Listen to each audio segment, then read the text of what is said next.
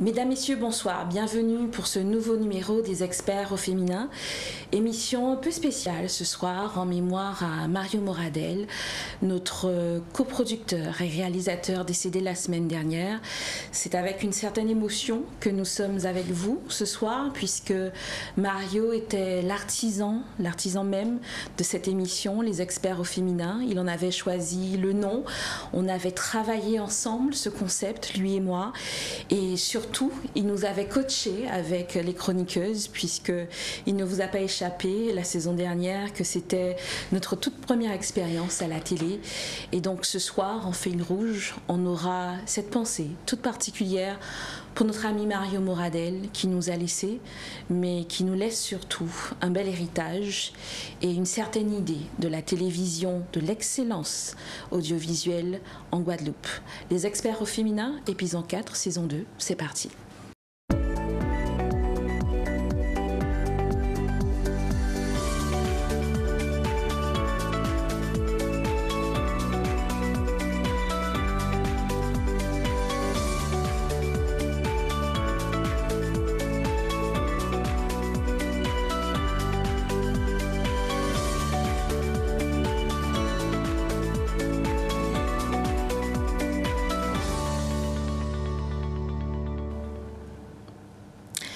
Rebonsoir pour ce nouvel épisode des Experts au féminin. Ce soir, comme je vous l'ai dit, édition spéciale. Nous avons le cœur serré. Nous avons tenu à garder Mario Moradel dans nos cœurs et même si son siège en face de réalisateur, coproducteur est vide, nous avons tenu à être là avec vous par respect pour son engagement envers vous, envers la Guadeloupe, cette idée de la télé qu'il avait. Et donc ce soir, nous allons continuer les Experts au féminin avec toujours Joël Badralou qui nous présente sa chronique culture, gastronomie, voyage. Ce n'est pas facile, mais ce soir on va le faire pour Mario. Joël, bonsoir. On voyage où avec vous ce soir ? Effectivement, c'est pas facile du tout. Bonsoir Axel. Alors ce soir, on part en Martinique avec Madeleine Chulenkin, une experte comme on les aime, pointue dans le secteur touristique.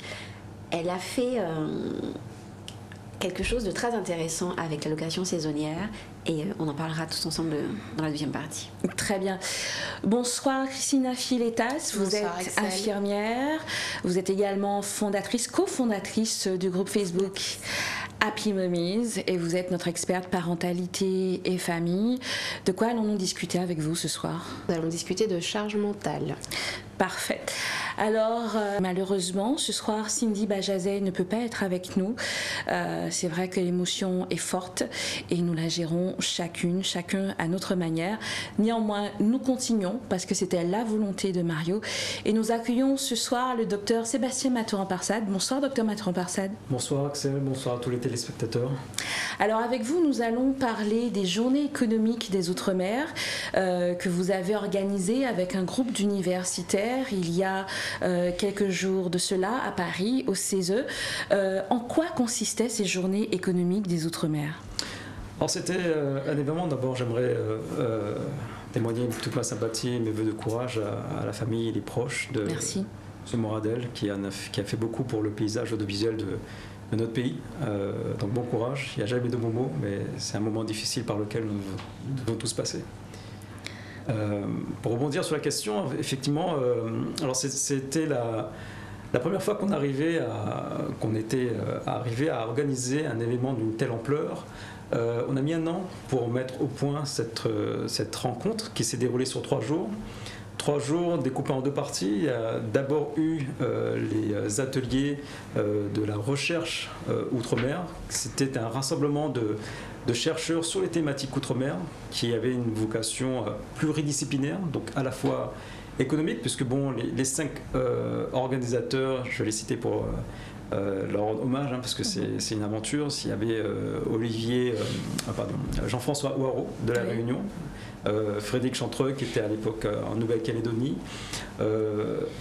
Yannick Lorty et Isabelle Lebon qui sont dans l'Hexagone, et puis moi sur l'aspect, la dimension, enfin la zone anti-Guyane, on va dire. Très bien. L'idée, c'était donc de rassembler un maximum de contributions scientifiques qui portaient sur tout un ensemble de thématiques que l'on souhaitait aborder. On ne pensait pas arriver à une telle ampleur parce qu'au point de départ, on n'avait pas beaucoup de retours sur qu'on a fait un appel à la communication et puis finalement, on s'est retrouvé débordé par les propositions. On a dû sélectionner et on a dû malheureusement écarter. Le choix était compliqué parce qu'il y avait énormément de contributions de très très grande qualité. Et puis sur donc, ces 2 jours, on a organisé des sessions parallèles en fonction des thématiques. Qui était assez large. Donc il y avait d'une part des contributions scientifiques de chercheurs de Guadeloupe, Martinique, Guyane, Réunion, Polynésie, Nouvelle-Calédonie aussi, La Réunion, Mayotte, aussi dans l'Hexagone.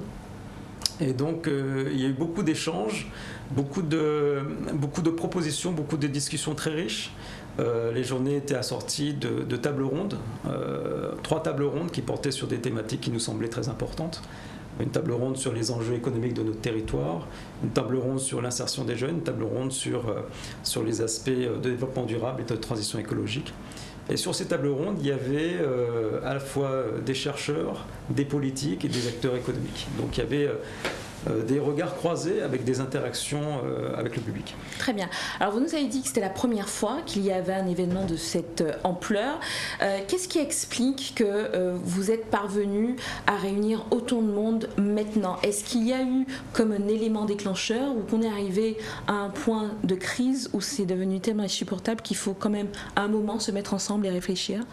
Oui, je crois que vous mettez le doigt juste sur le fait. C'est vrai qu'il y a une conjonction d'événements. Il y a déjà donc les journées qu'on a organisées, c'est le travail de 3 entités, si je peux dire. C'est l'Atome, un réseau d'ateliers de recherche sur l'outre-mer, le réseau TEP, qui est assimilé au CNRS, puis l'AFD qui nous a accompagnés. Avec l'Atome, on avait l'habitude d'organiser chaque année des colloques itinérants dans chaque territoire. Et donc il y a eu une certaine pratique habitude. Quand on a monté cette organisation à Paris, donc je pense qu'il y a eu cette conjonction, il y a eu cette dynamisme qui a pu se faire assez facilement. Ajouter de 2 autres choses, le fait qu'il y a la sortie post-Covid qui permettait donc de se retrouver. Et puis on est, comme vous le dites, à l'heure où il y a beaucoup d'enjeux économiques, sociologiques, juridiques, institutionnels, politiques. Donc il y a énormément d'enjeux qui s'y prêtent. Et les chercheurs avaient à cœur de s'exprimer sur toutes ces thématiques.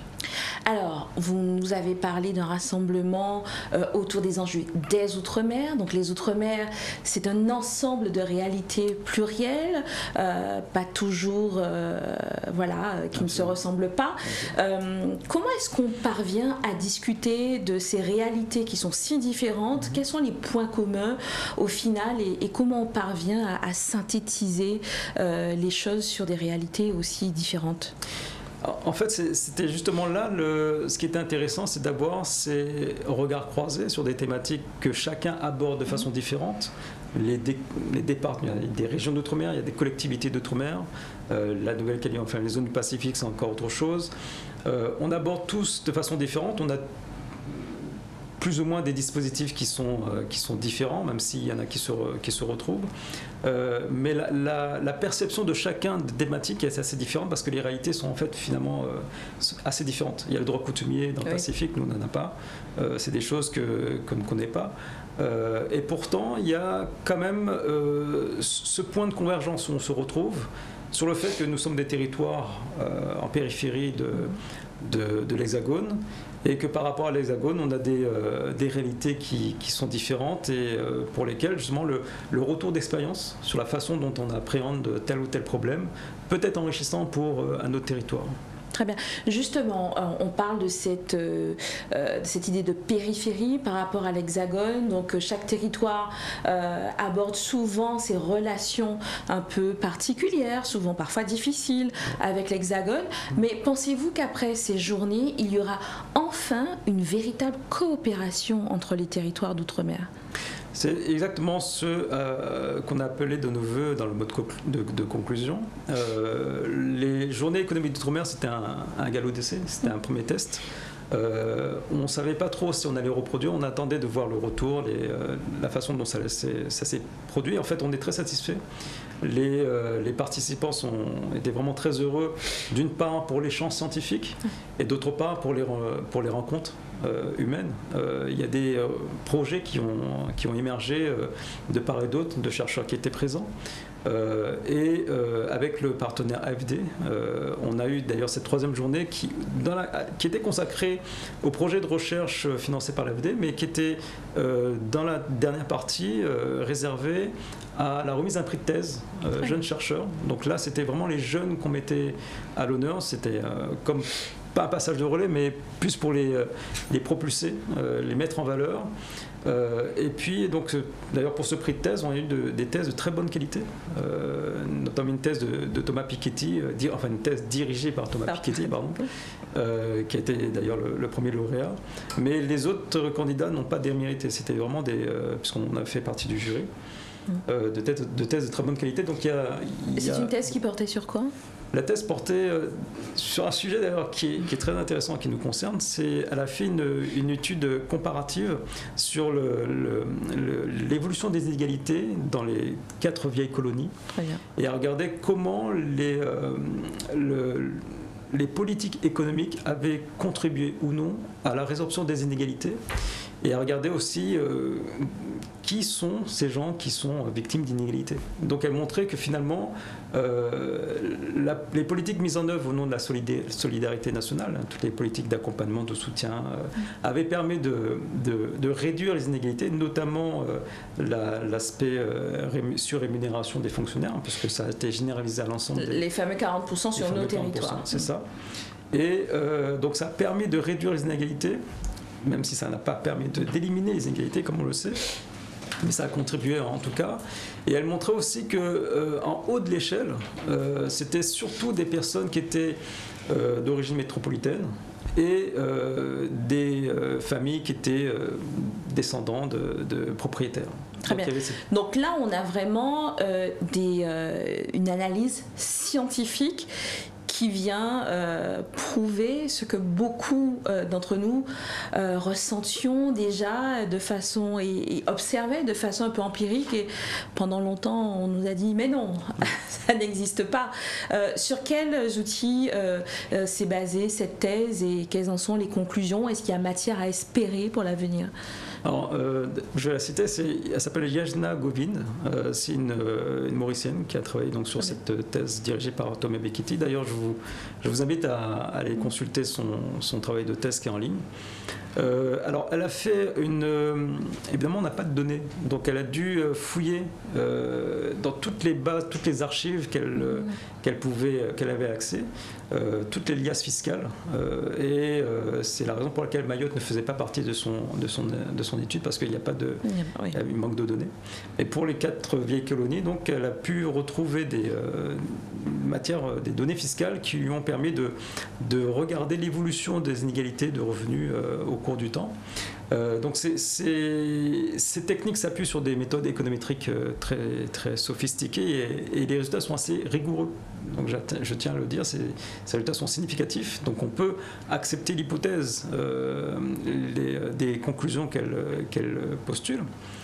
Il y a effectivement des inégalités qui perdurent, qui sont dues notamment par rapport à notre passé.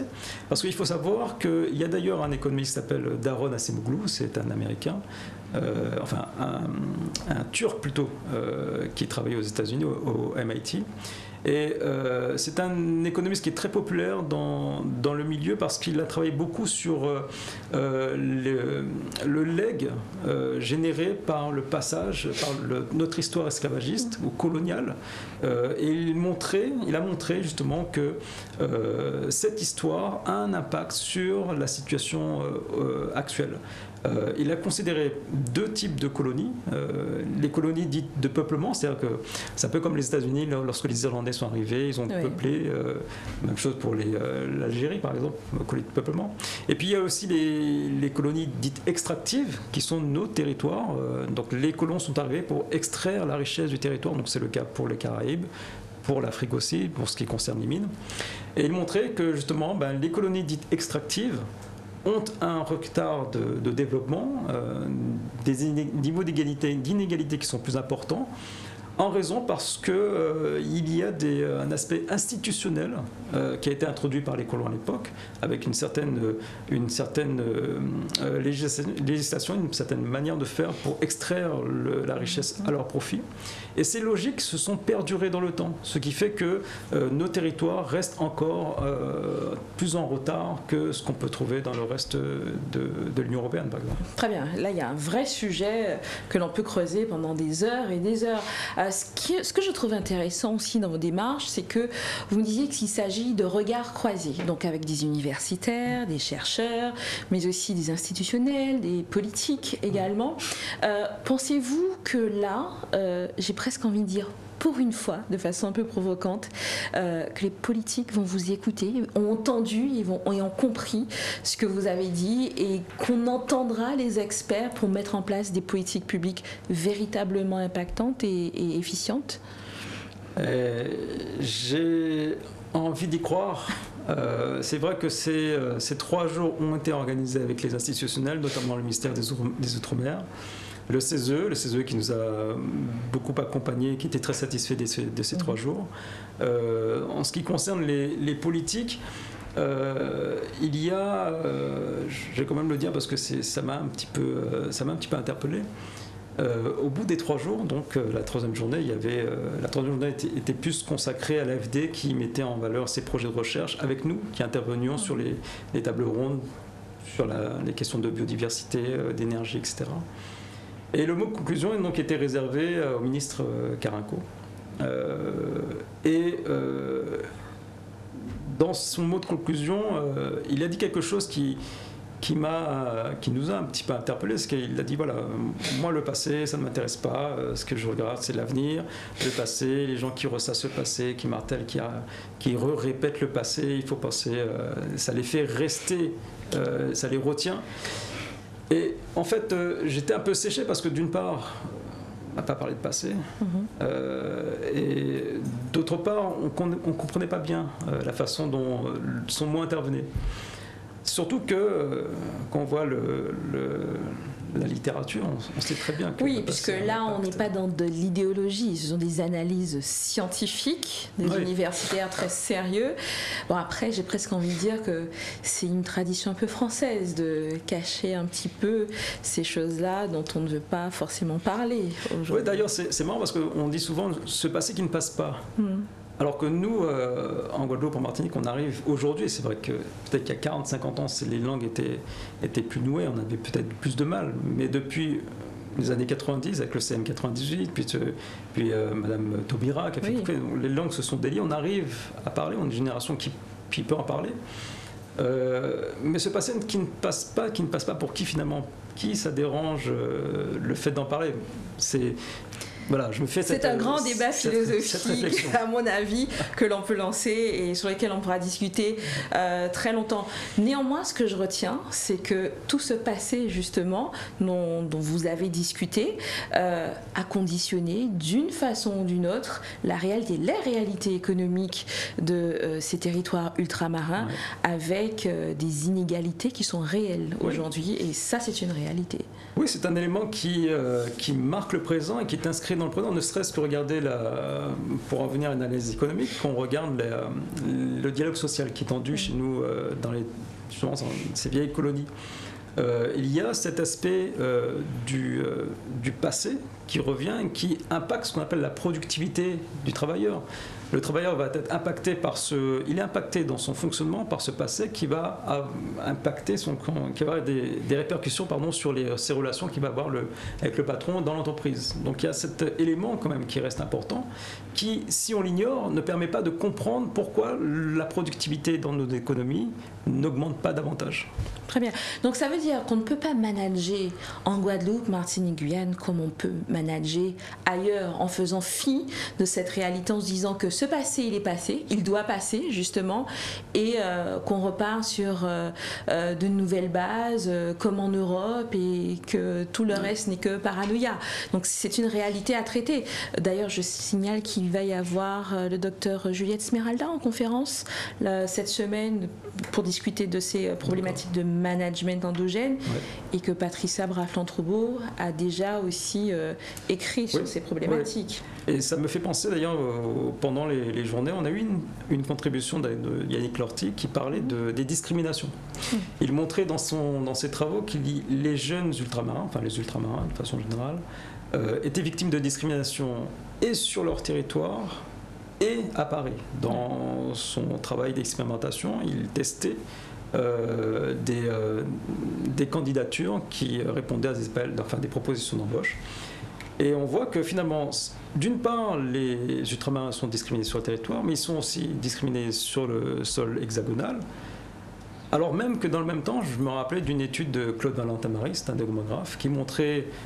nous sommes des terres de migration, on a beaucoup d'immigration, émigration, et dans ce flux migratoire, il y a aussi des travailleurs d'origine hexagonale qui viennent occuper des postes d'encadrement, alors même qu'on a des candidats qui seraient capables d'occuper ces postes et qui sont forcés de partir, qui se retrouvent sur le sol national discriminés. Double ironie. Et c'est un vrai problème. Donc je crois qu'il y a, donc c'était Yannick Lorty qui présentait ça pendant les journées, et je crois que là il y a une matière à réflexion pour regarder comment on peut réduire ces problèmes de discrimination, comment on peut aussi organiser le retour de ces forces vives qui sont très compétentes. On en connaît tous. Oui, donc il y a un vrai enjeu en termes de politique publique sur cette thématique qui est devenue très populaire lors des dernières régionales, le retour et la réussite des jeunes au pays. Et oui, et d'autant plus que quand vous regardez d'un point de vue strictement économique, les deux types de travailleurs, un d'origine hexagonale, un d'origine natif, ils ont des structures de consommation différentes. Ouais.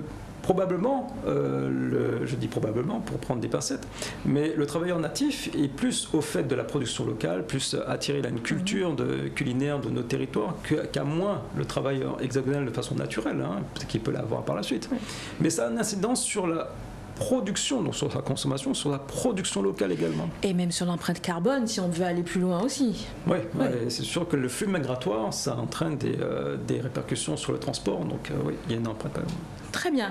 Donc, une réalité qui a été ancrée par des analyses scientifiques, donc très intéressant, surtout pour nos décideurs. Vous avez parlé aux politiques, avec des politiques. Il y a aussi cette éternelle problématique qui revient souvent en période électorale, mais qui s'installe de plus en plus depuis l'an dernier, celle de l'évolution institutionnelle. Nous avons déjà eu l'occasion de l'évoquer très rapidement avec vous ici même l'an dernier. Qu'en est-il ressorti de ces débats sur cette question de l'évolution institutionnelle? Finalement, est-ce que cette évolution, elle peut servir ou pas un développement économique beaucoup plus adéquat pour nos territoires? Alors, ce qui est certain, c'est que si un décideur a plus de marge de manœuvre, il peut répondre de manière beaucoup plus pragmatique aux problèmes qu'on rencontre. La dimension autonomie a aussi un autre aspect. C'est aussi de voir comment on construit cette autonomie. Est-ce que la façon dont le système fonctionne aujourd'hui, parce qu'il ne faut pas se leurrer, plus de pouvoir à des gouvernants qui sont déjà aux responsabilités, ils ne vont pas révolutionner, probablement pas, ils vont simplement approfondir les choses, développer davantage. Est-ce que ce schéma de développement est assez efficace? Donc il y a déjà, je pense, une réflexion à mener sur ce point-là. Est-ce que la façon dont on fait les choses est efficace? Si ce n'est pas efficace, est-ce que c'est parce que c'est une question institutionnelle ou est-ce que c'est une question de moyens? Mais moi, au-delà de cet aspect, je crois qu'il faut véritablement faire attention à la qualité des institutions. Il faut qu'il y ait des garde-fous pour justement ne pas tomber dans des gabegies, comme on a pu le voir pour la gestion de certains éléments qu'on connaît tous. Donc il faut vraiment s'assurer d'avoir de bonnes institutions qui vont pouvoir bien réguler le système, et je crois que c'est là aussi qu'on a un vrai problème, c'est sur la régulation du système économique. Il y a des choses qui ont été faites, il y a des propositions je me rappelle de la loi de régulation de l'outre-mer de M. Lorel. Il faut voir ce qui propose dedans, ce qui peut être prolongé. Il faut voir ce qui peut-être ce qui devrait être mis en place pour répondre aux objectifs premiers de nos territoires, qui ne sont pas, il me semble, ce n'est pas la croissance. Le premier problème qu'on a, c'est d'ordre social. La pauvreté monétaire, les problèmes de vie chère, de chômage, les problèmes de délinquance, les problèmes de travail des jeunes. On a un vrai souci à regarder, on a un vrai souci ici, il faut vraiment trouver des solutions qui soient efficaces. Et là, on parle du quotidien des gens. Oui, donc là, on est vraiment dans la base même de l'action publique. Oui, absolument. Ouais. Donc, est-ce que vous avez en tout cas, en conclusion de ces journées, eu des recommandations à proposer justement à ces décideurs concernant toutes ces problématiques ? Ouais. Alors, oui, effectivement, au cours des journées, j'ai pu me rendre compte que finalement, on était assez tourné vers tous les intervenants. Ils essaient toujours de chercher un certain système d'endogénisation du système. Bon, c'est un mot barbare, mais c'est pour dire que faire reposer le système sur ses propres ressources. Que ce soit des questions environnementales, des questions de biodiversité ou de production énergétique, des questions de production locale. Et à ce sujet, d'ailleurs, il y a, sur l'aspect énergétique, il y a des choses qu'on pourrait développer. Il y a le projet vous savez, on a un problème de sargasses qui pollue le littoral. Il se trouve qu'un projet qu'on a développé avec l'équipe de Sargaspar, Covachine, qui est le crédit, une méthode de valorisation des algues sargasses pour faire du produit du charbon actif, ça c'est ce qu'a fait le professeur avec Sargaspar. Et nous, on regardait du côté économique comment on pourrait valoriser le débouché pour améliorer la production agricole. Donc plus de terres, en gros, c'est utiliser le charbon actif pour dépolluer les terres. Répondre à une vraie problématique concernant la pollution chlordécone. C'est ça, tout à fait, et augmenter la production locale pour avoir plus de souveraineté alimentaire par rapport aux importations de produits agricoles. Très bien. Vous avez justement animé une session intitulée « Catastrophes naturelles et résilience ». On était en plein dedans. La résilience, faire des freins et des catastrophes une opportunité. Quels ont été les points forts de cette session, en dehors de cette filière de valorisation de sargasses ? Il y a un point, alors c'est vrai que le colloque a une quarantaine de contributions, donc on ne pourra pas faire l'analyse de tout. D'ailleurs, si les gens sont intéressés, les téléspectateurs sont intéressés, il y a un site internet ? Oui, on va le mettre en ligne sur le site de l'Atom, atom-eco, qui sera bientôt en ligne. Enfin, il y a beaucoup de demandes, donc on va mettre ça en ligne très bientôt. Alors, dans cet atelier, si on doit retenir quelques points saillants, c'est le fait qu'il y ait un réchauffement climatique auquel tous nos territoires caribéens sont soumis. Il y a même des prévisions qui sont assez pessimistes. Et donc dans cet atelier, il y a une contribution qui portait sur le choc cyclonique.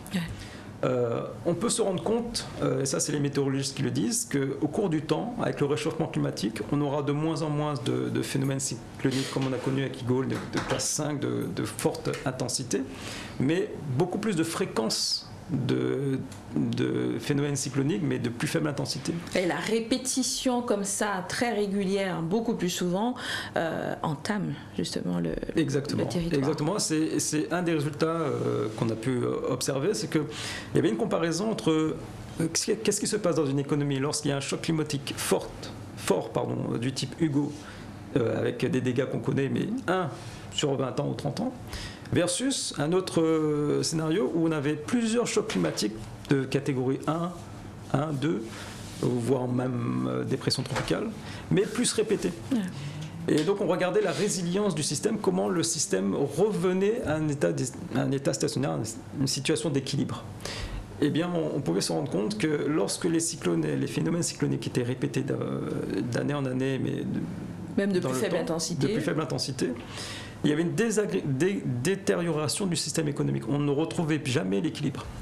Alors que si c'est un choc une fois, au bout de quelques temps, vous voyez, avec les systèmes de transfert, les organisations, l'État qui envoie de l'argent pour réparer, etc., le système repart.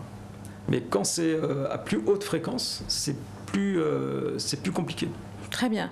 Donc, est-ce que, malgré ça, il y a des perspectives intéressantes, de quoi avoir des opportunités en termes de développement économique, malgré ce scénario un peu alarmant ? Oui, alors l'idée c'était ça, c'est de regarder comment la politique publique peut répondre de manière efficace compte tenu de ceci. Alors il y a plusieurs manières de procéder. Soit on rembourse, donc dans le scénario du collègue, soit on rembourse ce qui a été détruit, donc les bâtiments, les voitures, etc. Soit on cherche à subventionner des secteurs qui dégagent beaucoup de valeur ajoutée. Ou soit on cherche à subventionner des secteurs qui dégagent peu de valeur ajoutée, mais qui font appel à beaucoup d'autres secteurs d'activité dans leur fonctionnement. C'est-à-dire que ce sont des secteurs qui ont de la consommation intermédiaire et qui nécessitent l'activité d'autres secteurs. Et l'un des résultats, c'était de dire que finalement, compte tenu de systèmes économiques et de la faible valeur ajoutée de nos territoires, il était plus efficace de miser sur des secteurs qui fonctionnent déjà pour les relancer et faire redémarche du système économique. Et puis qui puissent tirer les autres aussi en même temps. Alors, il y a eu en conférence plénière le très éminent docteur Fred Constant sur le sujet les Outre-mer dans l'espace international, jeu d'échelle, de pouvoir et de souveraineté. J'ai envie de vous poser comme question, docteur Mathurin-Parsad, comment être compétitif dans un espace aussi concurrentiel, puisqu'au final, la Guadeloupe est déjà à l'international sur ce secteur très géostratégique dans lequel il se trouve. Alors c'est le genre de questions qu'on pose et on dit après, vous avez 4 heures. En fait, c'est vrai que son sujet, alors il le tire d'un bouquin qui va sortir bientôt. Donc il venait un peu présenter les grandes lignes de son travail. Il faisait une comparaison donc entre les différents types de systèmes dits souverains ou systèmes dits dépendants.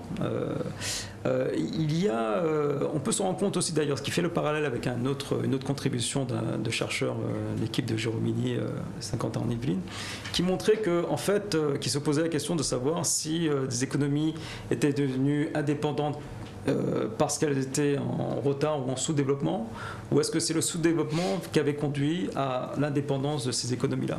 Autrement dit, est-ce que l'indépendance a condamné ces économies-là? Et l'un de ces résultats, c'était de dire que finalement, c'est parce que ces économies-là étaient en sous-développement, leur système économique était au ralenti quasiment condamné, qu'ils ont eu un accès à l'indépendance. Autrement dit, si partout il y avait un territoire où il aurait pu avoir encore une marge de manœuvre, quelque chose à retirer, ils n'auraient pas eu indépendance. Le bouquin d'ouvrage de Fred Constant qu'il a présenté apporte une dimension, un éclairage justement sur ces trajectoires. Donc c'est aussi dans le sens de ces résultats qu'il va pour montrer que justement les trajectoires de développement sont différents entre les territoires, mais ça reste des territoires d'outre-mer de chaque grande nation. Très bien. Alors, malgré toutes ces difficultés que nous avons évoquées, et puis la flambée des prix que l'on connaît aussi en ce moment, est-ce que malgré tout, j'ai envie de vous demander avant de conclure, on a matière à rester optimiste concernant l'avenir en termes de développement économique pour nos territoires? Vous savez quoi? Auparavant, j'étais assez pessimiste. Finalement, je commence à être plus optimiste. Le fait est que ça dépend beaucoup de nos gouvernants, de nos décideurs, de nos élus, même les députés qui jouent un grand rôle au niveau de l'Assemblée nationale. C'est eux qui portent le message. Nous, notamment dans le colloque des JUOM, on était force de proposition. On s'est mis en danger parce qu'on a confronté nos idées, des propositions qu'on a sous-pesées. Ceci dit, il y a des propositions. Il y a de vraies propositions qui permettraient d'améliorer le système. Je ne sais pas si ça nous permettra de sortir du mal développement dans lequel on est, mais qui peuvent véritablement sortir de ce mal développement dont les causes sont ciblées. On arrive à savoir ce qui ne va pas. Donc à nous de savoir ce qu'on peut faire, notamment, je pense qu'on peut mettre en place une certaine régulation économique en ciblant des objectifs que le décideur doit respecter. Par exemple, réduire la pauvreté monétaire de 1 point chaque année. Il a des dispositifs. Si on lui donne plus de marge de manœuvre, il faut qu'il s'engage à respecter ses objectifs, à atteindre ses objectifs. Très bien. Restez avec nous, Dr Mathurin-Parsad. On va retrouver nos chroniqueuses pour la seconde partie, mais je pense qu'on a vraiment matière à faire au moins 2 émissions encore avec vous et d'autres invités, tant le sujet est d'importance, mais aussi passionnant, puisqu'il y a tellement à faire pour nos territoires. Mesdames, Messieurs, on se retrouve dans un instant, après la pause publicitaire.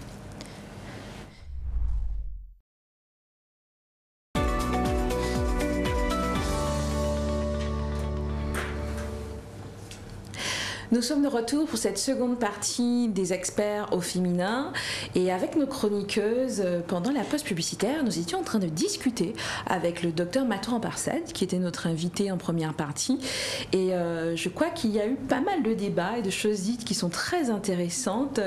Christina, sur le management, vous vouliez rebondir sur quelque chose? Le docteur a évoqué des faits, a parlé de choses qui sont quand même très ancrées en fait dans notre culture. Au niveau du management, ou le manager en Guadeloupe, c'est quand même assez particulier. De ma petite expérience d'encadrante, j'ai bien ressenti qu'on a parfois l'impression que les collaborateurs ont des difficultés quand on les met face à un management plus ou moins bienveillant, où on les met face à leurs responsabilités, où on fait d'eux des acteurs de la politique de l'entreprise.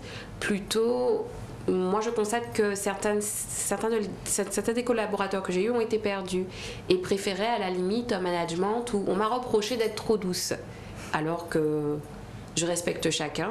Je pense qu'on peut se faire entendre et respecter sans avoir à crier, sans avoir à sans cesse tendre le bâton pour pouvoir se faire entendre. Et ça a été ma première expérience en management où j'avais constamment besoin de sortir le visage de la hungry black woman, d'être la méchante entre guillemets, ce qui n'est pas du tout dans ma nature, pour pouvoir me faire respecter et écouter. Donc je partais avec 2 inconvénients sans pour autant me victimiser, d'être une femme jeune face à des collaborateurs plus âgés, et ça m'a vaccinée pendant des années de l'envie de manager en fait sous nos latitudes. Et il y a Madame Barfran-Trobo qui a quand même écrit un ouvrage là-dessus, et ça pose question, ça donne matière à réfléchir sur notre rapport au travail, sur notre rapport à l'autorité, sur notre manière de nous impliquer dans le monde de l'entreprise. Est-ce qu'on a constamment besoin d'être materné? Est-ce qu'on a constamment besoin d'être menacé pour pouvoir travailler correctement? Maintenant, je n'en fais pas de mon expérience une généralité, mais c'est ce que j'ai pu constater. Docteur Mathurin-Parsad, on parlait de ces problématiques juste avant la pause publicitaire. Au niveau de vos collègues universitaires, c'est quelque chose qui est étudié clairement. Qu'est-ce que vous pouvez nous en dire? Alors c'est vrai que ça c'est quelque chose qui a lié beaucoup plus au problème de thématiques de gestion que d'économie. Mais ceci dit, il y a Claude Valentin-Marie, un démographe, donc, qui avait fait cette enquête sur les flux de migration entre les travailleurs, et il expliquait notamment il cherchait à savoir pourquoi au niveau de l'encadrement, comme vous faisiez partie, on avait beaucoup plus, des entreprises avaient plutôt tendance à recourir à des travailleurs de l'Hexagone plutôt que des Antillais, des locaux. Et puisqu'il avait fait un questionnaire auprès des entreprises, il est arrivé à la conclusion qu'il y avait une certaine proximité dans la culture entre le dirigeant et l'encadrement. Si c'était quelqu'un qui venait de l'Hexagone, donc une culture qui se matérialisé en ce qu'il avait appelé un label métropole. Ce label métropole avait plusieurs critères qui permettaient, selon les résultats d'enquête, permettaient un meilleur encadrement, en tout cas un encadrement, les travailleurs subalternes qui étaient plus à l'écoute de l'encadrement que si c'était quelqu'un d'origine locale. D'accord. Bon, on reste encore dans des préjugés qui ont été entériné dans la poésie. La raison est Hélène et l'émotion est nègre, nous disait l'autre. Joël Badralou, vous vouliez rebondir sur quelque chose? Oui, mais je ne vais pas développer parce que ce serait trop long et mon invité est prise par le temps. Mais une prochaine émission s'impose. Je pense très sincèrement. Très sincèrement. Très bien. Alors, en parlant de votre invité ce soir, nous allons recevoir quelqu'un de la Martinique qui est une experte reconnue que j'apprécie beaucoup d'ailleurs. C'est Madeleine Schoenenking, directrice de Majorine. Exactement. Je suis ravie de l'accueillir ce soir. Je me souviens, on s'était rencontrés à Paris quand on vivait là-bas, autour de son magazine Vaillanti Tourisme. C'est une experte pointue dans son domaine, je le disais en première partie. Directrice de Majorine, c'est une entreprise, une société qui développe des compétences intéressantes pour les professionnels du tourisme.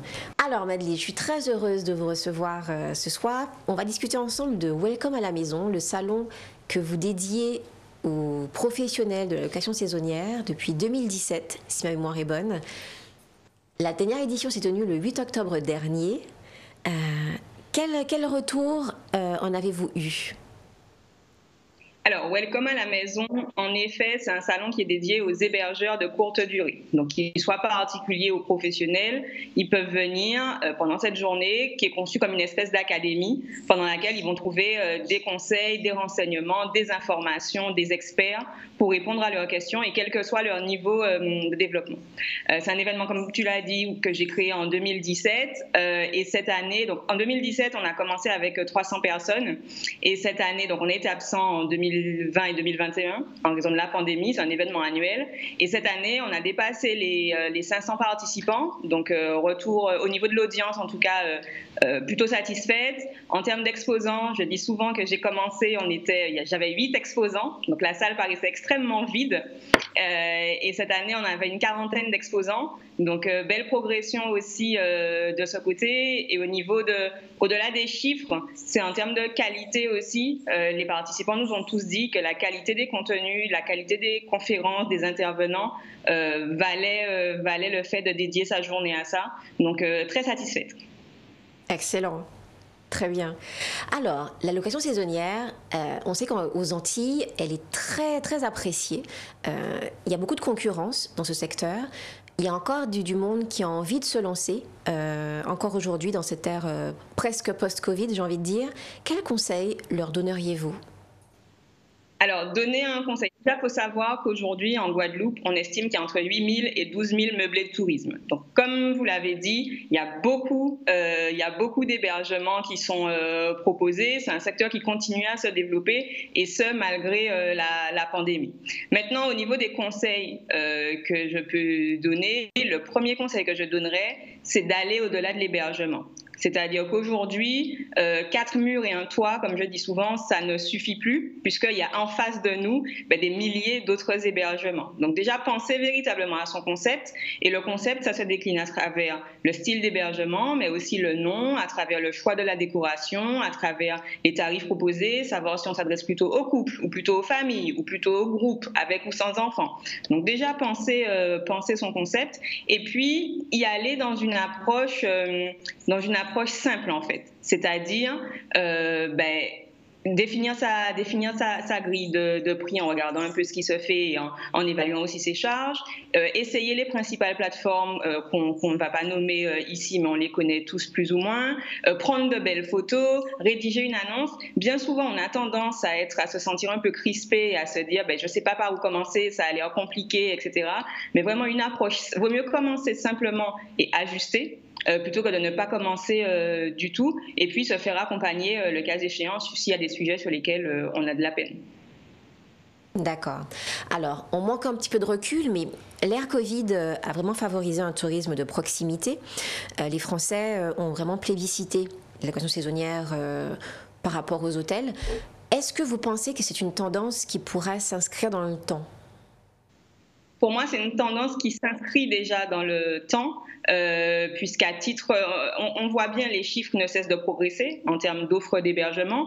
Et je pense que ça répond à plusieurs choses. Déjà, ça répond au mode de voyage des touristes et même des résidents quand ils cherchent à s'évader de chez eux et qu'ils cherchent à aller en location saisonnière. Pour les touristes, la location saisonnière, c'est, j'allais dire, le meilleur de l'hôtellerie bien souvent et de la maison individuelle. C'est-à-dire qu'on a la piscine pour soi, on a accès à des équipements auxquels on n'aurait peut-être pas eu accès chez soi, on a de la flexibilité, on peut aller dans l'eau quand on veut, on peut cuisiner quand on veut, on peut faire les courses quand on veut. Et ça, pour moi, c'est déjà un véritable atout, sans avoir finalement à côtoyer d'autres groupes de personnes, à partager le pédiluve, par exemple, dans l'hôtel. Et on peut avoir même des services complémentaires, chef à domicile et autres pour ceux qui le souhaitent. Donc déjà, les modes de voyageurs. Autre chose où je pense que la location saisonnière, autre raison qui fait que la location saisonnière risque de se développer, je pense, c'est tout simplement le revenu complémentaire que ça permet de générer. Dans une période d'inflation, dans une période où les revenus, c'est quelque chose qui est parfois difficile à obtenir, ça constitue un revenu d'appoint, un revenu complémentaire, et pour certains qui en font leur activité principale. Et pour les hébergeurs, et ça on l'oublie bien souvent, pendant très longtemps, les Martiniquais ou même les Guadeloupéens n'ont pas forcément eu très bonne réputation en matière de services. Et finalement, à travers la location saisonnière, c'est un peu reprendre la main, se réapproprier finalement le secteur touristique. On sait qu'on est évalué, on sait que les prestations qu'on propose sont évaluées, et donc ils s'y investissent véritablement. On est parmi les destinations les mieux notées dans la Caraïbe parce qu'il y a cet effort de la part des hébergeurs de satisfaire la clientèle parce qu'ils y voient leur intérêt. Donc à mon sens, toutes les conditions sont réunies pour que ce secteur continue de se développer. Très bien. Alors, je vous ai prise par le temps. Une dernière question. Quels sont les projets à court terme de Welcome à la maison? Alors déjà, là, on a fait de l'édition martiniquaise et l'idée, c'est de faire une édition en Guadeloupe. On a l'habitude de faire l'édition en Guadeloupe chaque année. Cette année, c'est un peu compliqué en raison de la Route du Rhum, en raison de la Coupe du Monde, on ne va pas se mentir. Donc l'idée, ce serait plutôt de faire ça en 2023, de dupliquer encore une fois Welcome à la maison Martinique en Guadeloupe, de lancer pour la première fois aussi les trophées de la location saisonnière qu'on organise déjà en Martinique, donc les lancer en Guadeloupe pour récompenser les hébergeurs et de continuer à offrir des contenus les plus qualitatifs possibles aux hébergeurs. Rapidement, sur quel réseau peut-on vous trouver?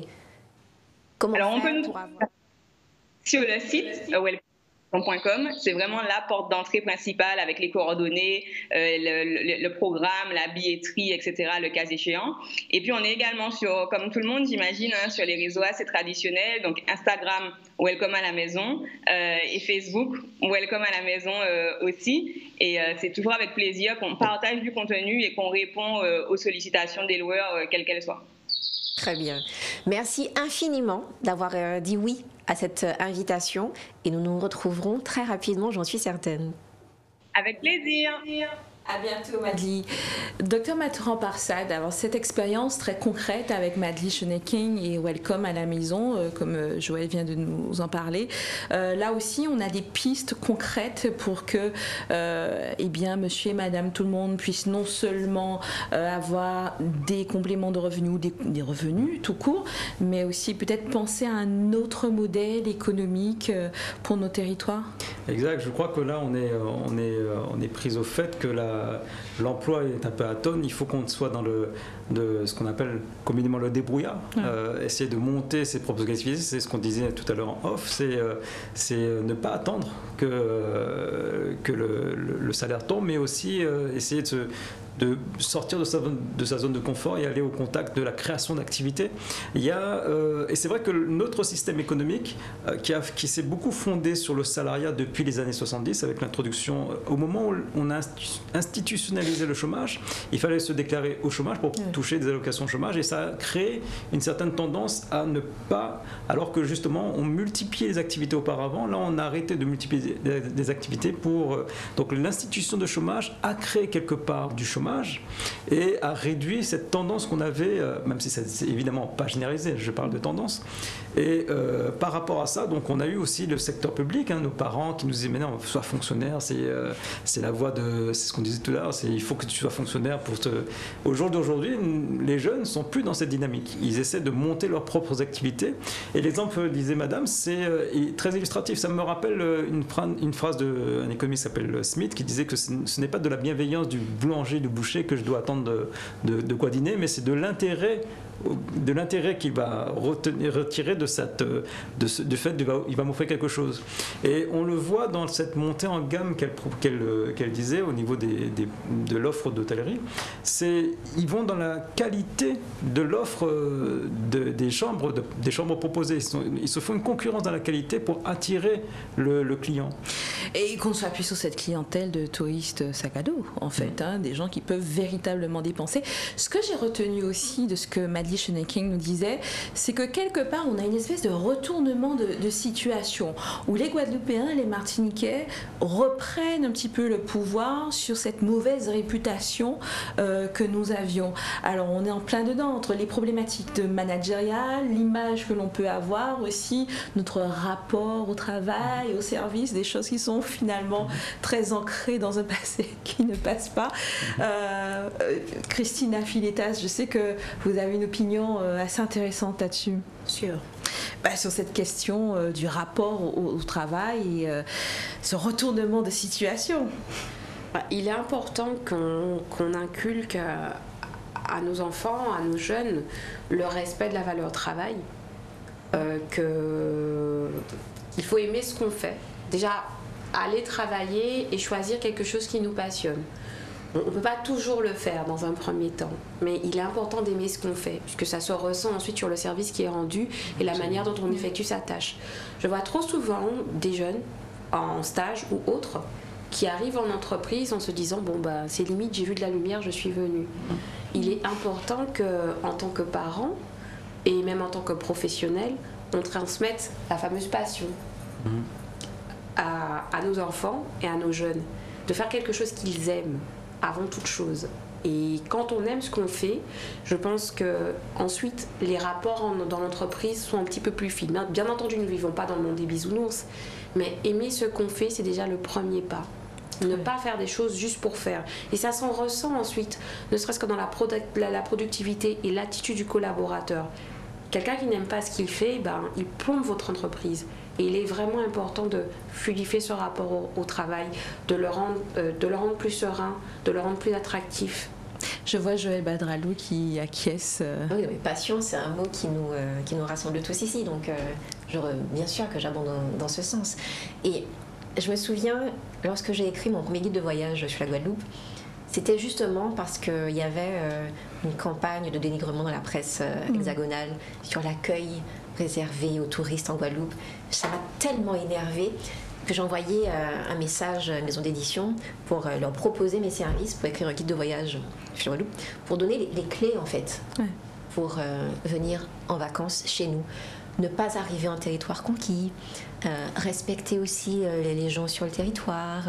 Dans mes introductions, je mettais un point d'honneur à glisser ces petites phrases. C'est très important. Très intéressant. Ça me rappelle des choses que j'ai vues à Sainte-Martine, justement, de façon très humoristique, sur un Facebook, où un influenceur expliquait aux touristes qui arrivent, quand tu arrives le samedi matin et que c'est le moment d'acheter la soupe de lambi et qu'il y a quelqu'un au milieu de la route qui salue toute sa famille pendant 10 minutes, ne t'énerve pas. Tranquille le chat, t'es en vacances.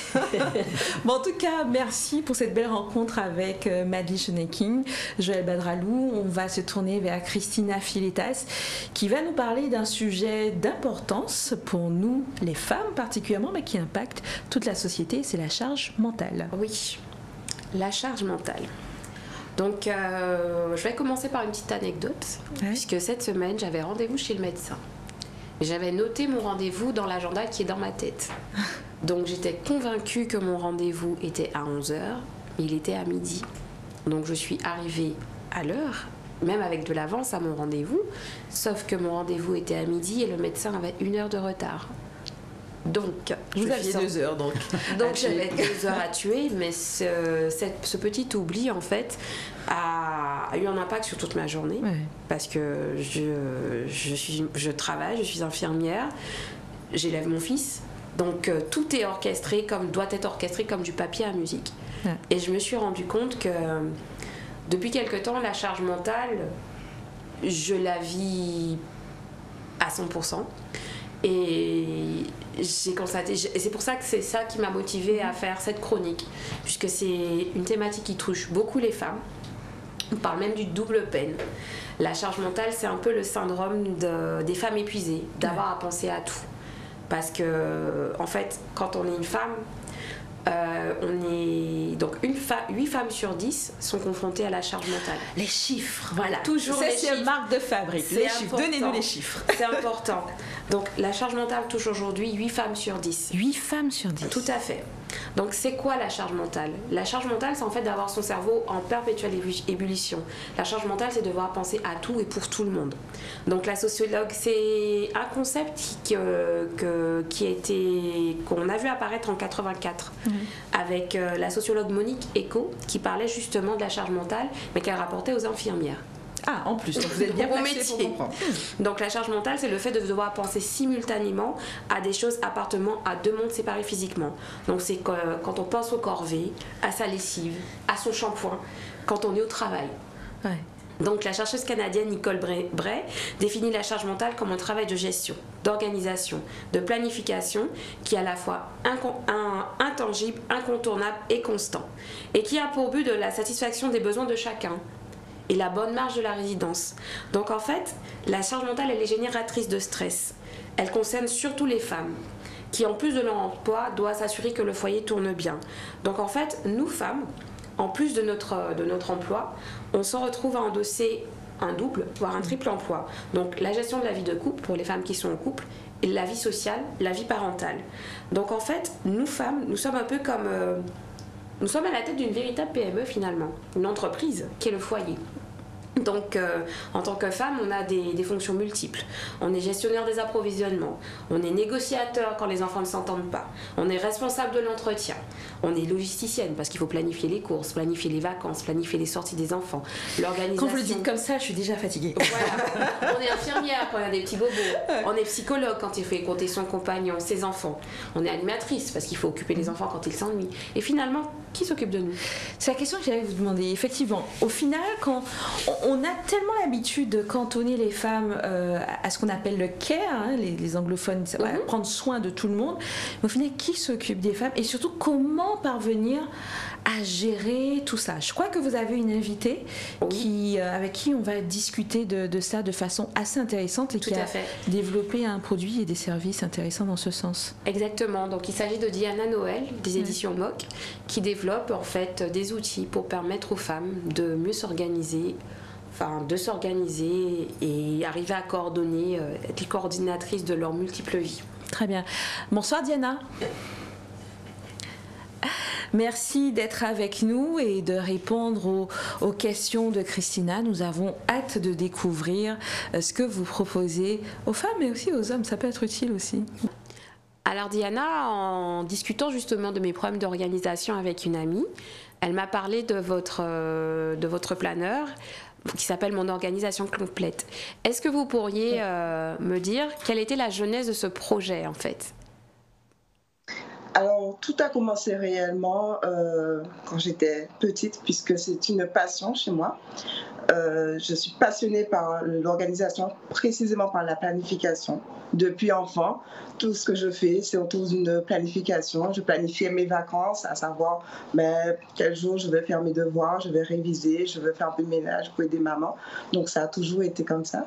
Ça a poursuivi aussi durant primaire, alors collège, lycée, université. Donc, quand je suis rentrée au lycée, j'ai commencé à être un peu plus autonome puisque je travaillais déjà. Donc, je préparais ma rentrée scolaire de manière très très rigoureuse, on va dire. Donc, juillet, c'était pour l'achat de tout ce qui était matériel.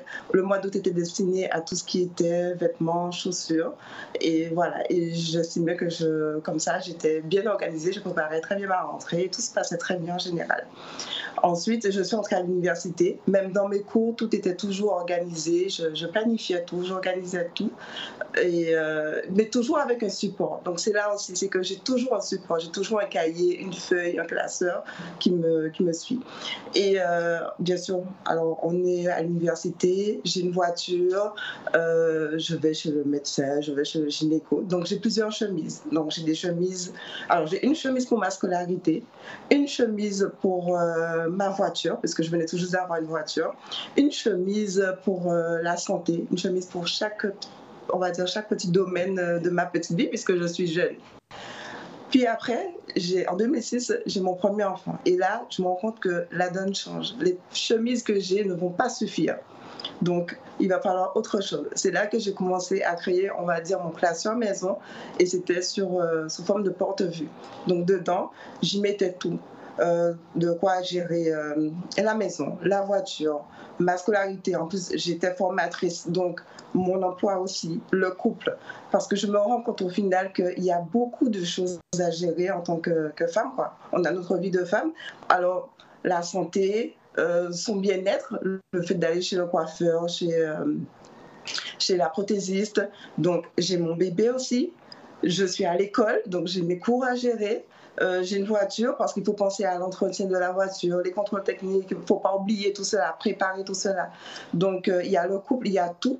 Et c'est là que je me suis dit, je vais tout mettre dans un porte-vue par partie. Et c'est là que j'ai commencé, on va dire, à créer mon vrai premier outil d'organisation pour pouvoir alléger justement ma charge mentale. Parce que je savais que tout était dans un seul outil, que je n'ai pas à aller chercher à droite, à gauche les informations. Et aussi commençaient les histoires de mots de passe identifiants. En ce temps-là, je n'avais pas forcément la technique d'aujourd'hui, mais donc tu as plusieurs identifiants, tu as des identifiants à base de chiffres, tu en as à base de lettres, toutes sortes de choses, et plusieurs mots de passe. Donc j'avais aussi une feuille où je répertoriais selon l'organisme mon identifiant, mon mot de passe. J'y mettais et j'en profitais aussi pour mettre les numéros de téléphone, les emails, les adresses postales, parce que tu veux envoyer un courrier à la sécurité sociale, tu n'as pas forcément l'adresse en tête, donc tu as tout sous les yeux. Et j'avais aussi mon premier carnet répertoire, donc c'est un petit carnet dans lequel je mettais justement tout cela. Donc je vais envoyer un courrier à la sécurité sociale, je vais dans la partie S, puisque c'est sécurité sociale, et j'ai tout là sous les yeux. Donc je faisais tout ça comme ça.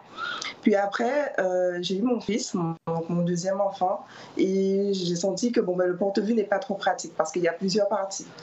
Donc c'est là que j'ai commencé à avoir mon classeur à levier avec des intercalaires. Et là, je pouvais aller directement partie. J'ai rajouté tout ce qui est jardin parce que j'aimais bien planter des petites choses aussi. Donc il y avait effectivement le jardin, il y avait vraiment tout dedans. Et je me suis rendu compte qu'à chaque fois que je recevais de la visite, surtout des amis, elles étaient vraiment éblouies de voir cette organisation, de voir mon classeur, comment il était. J'ai continué comme ça. Il évoluait, je l'améliorais, je l'adaptais aussi selon mes envies, mes besoins. Puisqu'il y a ça aussi qu'il faut prendre en compte, c'est qu'on a une organisation aujourd'hui, mais elle peut changer dans 3 mois, dans 6 mois, pour une raison ou pour une autre. Et ça, il faut pouvoir l'observer, le voir, le comprendre et aussi l'accepter. Parce qu'il y a un problème d'acceptation parfois à se dire « non, mais je ne veux pas changer ça ». Pourtant, oui, on a besoin de changer parfois certaines choses. Et ensuite, je suis rentrée dans des histoires de cahiers parce que je voulais un cahier pour tout. Donc, j'ai fait un cahier pour mon bien-être, un cahier pour la maison, un cahier pour les enfants, un cahier pour tout. Et c'est après cela et aussi une formation que j'ai faite et des masterclass auxquelles j'ai assisté que j'ai décidé de proposer à tout le monde, à toutes les femmes, on va dire mon classeur maison, de manière à ce qu'elles puissent se trouver. Mais Diana, en fait, vous me faites vraiment rêver puisque vous êtes super organisée et franchement, ça donne vraiment matière en fait pour organiser son quotidien, parce que finalement pour pouvoir contrebalancer la charge mentale, il faut tout simplement peut-être avoir des outils. Donc est-ce que vous pourriez me parler un petit peu plus de votre planeur, qui est un planeur local produit par une entreprise guadeloupéenne, et c'est vraiment ce qui me séduit à l'heure actuelle. Voilà, donc c'est vrai que là, il faut un outil d'organisation. Pourquoi un planeur papier? Parce que lorsqu'on écrit, on a plus facilement tendance à retenir que lorsqu'on le dit comme ça, qu'on garde en tête. Le fait de mettre sur papier, ça change toute la donne. Donc j'ai créé effectivement un planeur qui est fait par mes soins, qui est imprimé aussi en Guadeloupe, donc par une imprimerie guadeloupéenne. Et c'est un planeur de près de 300 pages dans lequel on retrouve toutes les parties, justement, tous les domaines que nous, femmes, on est amenées à gérer. Donc il y a les finances, de quoi gérer les finances, parce qu'il y a ça aussi, s'organiser financièrement, prendre conscience de ses dépenses et pour pouvoir mieux les gérer, éviter les dettes. Il y a un agenda, donc un agenda c'est sous forme de semainier qui va de 4h du matin à 23h, parce que je prends en compte tout le monde. Il y en a qui se couchent tard, il y en a qui se lèvent tôt. De quoi faire aussi sa to-do list du jour, professionnelle, personnel, un tracker d'habitude lorsqu'on a envie de mettre en place des habitudes. Donc ça permet de suivre tout ceci sans en mettre en plus sur la charge mentale, juste en regardant son planeur et se dire, bon ben aujourd'hui j'ai bu, je n'ai pas bu la quantité d'eau que je voulais. Et toutes les parties, donc bien-être, le couple, la maison, les enfants, de quoi préparer aussi la rentrée scolaire, gérer son entreprise, créer son entreprise. Je donne quelques petites astuces pour créer son entreprise aussi. Aider aussi à trouver dans quel domaine on voudrait entreprendre. La voiture, l'animal de compagnie, parce que lui aussi, il apporte aussi sa charge mentale. Donc l'animal de compagnie, de quoi voyager ou se déplacer lorsqu'on part en week-end. Aussi, préparer ses bagages, donc avoir sous les yeux tout ce qu'on est amené à récupérer, à prendre pour mettre dans le sac, dans la valise. D'accord, Diana, est-ce que vous pourriez m'en dire où est-ce que peut trouver mon organisation complète, où est-ce qu'on peut le commander éventuellement, est-ce qu'on peut le trouver dans le commerce? Alors pour le moment, il est sur mon site internet www.editionmoc.fr. Et donc il est en vente seulement en ligne pour le moment, pas physiquement, pas dans des magasins physiques pour le moment. Très bien. Écoutez Diana, je vous remercie en tout cas pour votre présentation. Et auriez-vous un petit conseil à donner aux femmes? Rapide. Oui, pour alléger justement la charge mentale. Donc avoir déjà un outil d'organisation qui nous corresponde. Ne pas hésiter à dire non, y compris aux conjoints et aux enfants, savoir dire non, planifier, réduire la liste des choses à faire dans une journée, aller aux priorités. C'est ce qui est prioritaire pour nous. Pas plus de 3 priorités dans une journée. Les listes de tâches qui n'en finissent pas, ça ne sert à rien. Vraiment se concentrer sur ce qui est prioritaire pour nous. Et à partir du moment qu'on a fait ces maximum 3 tâches prioritaires, le reste n'est que futile. La maison, souvent, c'est elle qui devient une énorme charge mentale. La maison n'est pas une priorité. C'est fait, tant mieux, c'est pas fait. Ne pas hésiter aussi à déléguer. Déléguer, c'est un appareil. La famille, les enfants, le conjoint ou une tierce personne. À très bientôt. J'aimerais conclure sur cette question de charge mentale, puisque la charge mentale, elle vient aussi du rôle traditionnel des femmes qui passent par s'occuper de tout le monde sans s'occuper d'elle. Moi, je garde le souvenir de ma maman qui a 3 enfants, enfin un 4e avec son mari, et qui travaillait. Et ma mère, je la voyais tout le temps se lever à 4h du matin. Mon petit déjeuner, il était toujours prêt. J'avais du jus frais. Ma mère avait eu le temps d'aller sur le marché. Et je suis mère d'un seul enfant et je me demande comment elle faisait. Tout ça pour dire que la charge mentale, elle passe aussi par le partage de cette charge mentale, par l'éducation de nos jeunes garçons. Les tâches ménagères ne sont pas genrées. Il n'y a pas de tâches de petits garçons et des tâches de petites filles. Et c'est seulement comme ça qu'on arrivera à faire évoluer évoluer les choses et alléger la charge mentale des femmes. Et il est important, comme a dit Diana, de savoir dire non et de se prendre du temps pour soi sans culpabiliser, faire preuve d'égoïsme bienveillant, s'occuper de soi, parce que une maman qui ne s'occupe pas d'elle, moi je pars du principe qu'une maman épanouie donne un foyer épanoui et des enfants épanouis. Donc voilà, la charge mentale, ça se partage, ça se vit au quotidien. Le foyer, c'est pas un hôtel. On s'allie tous, on y vit tous, donc on doit tous participer aux charges de la maison. Voilà. Donc, on notera bien que pour Noël, le planeur Mon Organisation Complète, on va l'offrir aussi aux hommes. Voilà. Tout à fait. Donc, pas que pour les femmes. Docteur Matoran-Parsad, des problématiques sociétales bien réelles comme ça, à partir desquelles on fait de véritables opportunités business. Tout ça aussi, c'est ce sens de la résilience qu'il nous faut avoir et cultiver, selon vous? Oui, ça fait partie de notre ADN. Hein. On a par la force des choses, on a grandi avec, je parle de avec notre histoire, hein, qui nous lie. Par la résistance et puis par la résilience. Donc ça fait partie de notre ADN et c'est comme ça aussi qu'on essaie de se construire. Et c'est vrai qu'on a tendance beaucoup à les déléguer aux femmes. On vous doit énormément. Il faut aussi qu'on prenne soin de vous. Donc c'est vrai qu'il y a une juste répartition des tâches qui allégerait énormément les femmes. Parce que et c'est vrai que ça fait partie de l'éducation. On a été élevés comme ça et il faut qu'on arrive à casser aussi tout ça. Ça fait du bien d'entendre de la part d'un homme. Oui, l'éducation. L'éducation. Donc moi, mon père, puisque ma mère faisait tout à la maison, mon père, il a appris à se servir. J'espère qu'il va pas écouter, qu'il va voir l'émission. Mais il a appris à se servir de la machine à laver l'an dernier. Mon père a 70 ans. Donc il a découvert le mode d'emploi de la machine à laver à 69 ans, après presque 45 ans de relation. Donc, il n'y a pas d'âge pour devenir autonome. Ouais, il n'est jamais trop tard pour bien faire. Exactement. Bon, en tout cas, mesdames, docteur Matoran-Parsad, merci. Je crois que, tout comme moi, vous êtes très affectées aussi. Vous vouliez peut-être dire 2-3 mots concernant Mario, Christina? Écoutez, j'ai fait sa connaissance l'an dernier quand je suis venue sur le plateau. Vous étiez invitée? J'étais invitée et j'ai surtout été interpellée par sa patience et sa bienveillance. Ouais. Et c'est ce que je retiendrai. Malheureusement, c'est pas quelqu'un avec qui j'ai pu collaborer autant que vous, mais je compatis pleinement, en tout cas, la tristesse de tous. Et je pense que c'est quelqu'un qui a fait beaucoup de choses pour l'évolution de l'audiovisuel en Guadeloupe et qu'il est important qu'on puisse continuer, en tout cas, son œuvre autant que faire se peut. Continuer, c'est le maître mot, Joël. Depuis le début de l'émission, on essaie de tenir malgré tout.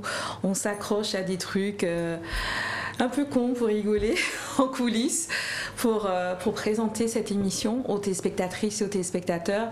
Et on le disait tout à l'heure, on a débordé d'au moins 20 ou 30 minutes sur cette émission qui dure normalement 1 heure. Et c'est vrai, il nous manquait Mario derrière la console pour pouvoir nous cadrer, mais on va y arriver, n'est-ce pas, Joël? Oui, de toute façon, je ne réussirai pas à côtoyer Amela. Mais je suis heureuse qu'on puisse lui rendre hommage parce que ça a été une personne très très importante. Oui. C'est grâce à vous. C'est l'une des plus belles rencontres professionnelles de ma vie. Et je suis... bon là je suis peinée, mais je suis très très très heureuse de l'avoir rencontré et qu'il fait partie de ma vie 1 année. Ça a été trop court, mais ce qu'il a planté chez moi cette année... on fera germer ça avec exigence. Ah oui, et toujours avec cette idée d'excellence qui le caractérisait. Merci encore, docteur Matoran-Parsad. Merci, mesdames, malgré l'émotion à fleur de peau. Et puis à vous, téléspectatrices et téléspectateurs, merci de vos mots, de vos soutiens sur les réseaux, en vrai aussi. Et on tâchera de faire honneur à l'héritage de Mario Moradel. Et on découvre quelques images trop rares, malheureusement, que nous avons de lui, parce que c'est un homme discret, mais qui surtout avait à cœur l'excellence guadeloupéenne. Et nous pensons fort à lui et à ses proches. À très vite, à la semaine prochaine pour un nouveau numéro des Experts au féminin.